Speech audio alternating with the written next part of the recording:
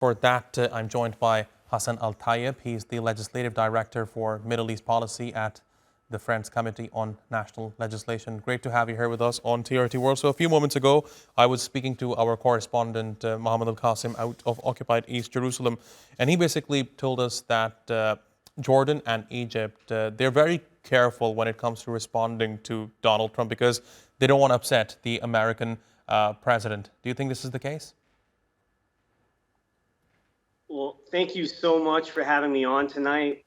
For starters, it's deeply alarming that President Trump made all these inflammatory statements in the first place, endorsing the ethnic cleansing of 2 million Palestinians from Gaza to Jordan to Egypt.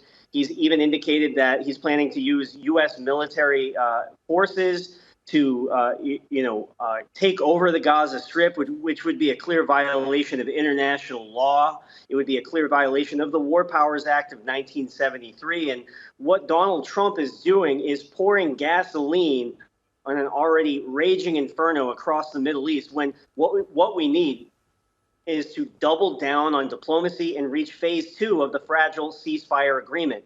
Yes, President Trump is using leverage with the Jordanians. The Jordanians are walking a tightrope. But again, we have to just call it what it is, that these comments by President Trump are immoral, they're irresponsible, and they fly in the face of his America First agenda. And he's even, he's repeated these several times, and we unfortunately have to take these insane policies very seriously. And even if President Trump stops here and doesn't pursue these policies, the comments have already done severe damage and sent a signal to the settler movement, the Israeli government, that they can pursue their dream of actually ethnically cleansing Gaza. And the Palestinian people have suffered enough.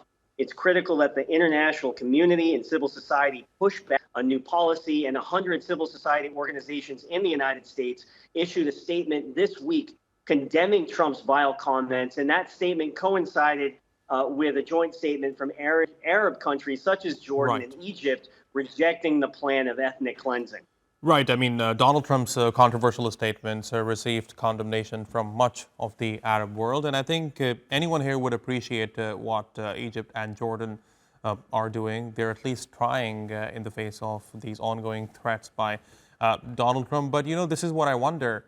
Why are regional countries like Egypt, Jordan, and countries like the United States deciding the fate of Palestinians? Why not Palestinians themselves? Yeah, that's a great point. And it remains to be seen what ultimately will happen. As Jordan and other Gulf countries are planning to meet in Cairo for an emergency summit at the end of February on how to respond. But if 15 months of Israeli rockets and siege didn't clear out Gaza, I think it's highly unlikely that Trump's comments will. And it is important to reiterate that Palestine is not just an idea, it's the homeland of the Palestinian people. And to participate in or facilitate or endorse the ethnic cleansing of Palestinian civilians is a violation of international law, completely unjust and immoral, and must be rigorously opposed. And it's not going to solve the problem. There is no military solution to the crisis in Israel-Palestine, only a diplomatic one that addresses root causes of violence and that makes sure that Palestinians have agency, sovereignty, and that they can achieve their hopes and dreams for their own future. That's the only way out of this. For what it's worth, the United States and U.S. policymakers need to do more to make sure that we don't see this ethnic cleansing, that we support Palestinian self-determination. And I think the big leverage that we have in the international community is to try to pursue full leverage, including an arms embargo on the Israeli government. There was recently the Trump administration announced an $8 billion weapons deal to the Israeli support to block those weapon sales through joint resolutions of disapproval.